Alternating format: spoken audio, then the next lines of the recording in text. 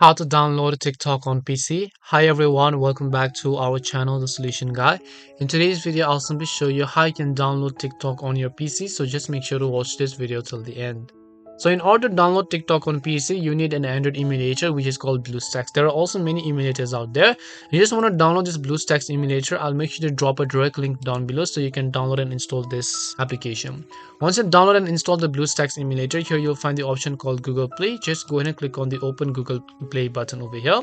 Once you select the option called Open Google Play, since this is also basically an Android emulator, you need to have access to your Google account and everything else required to run an Android device and this emulator.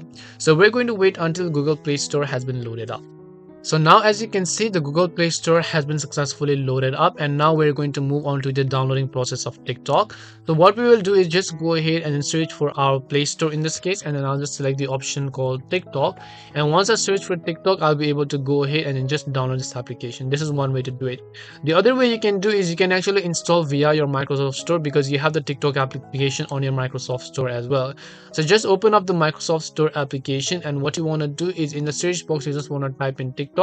When you type in TikTok, you should be able to go ahead and then find an application called TikTok on Microsoft Store, and then download and open them accordingly.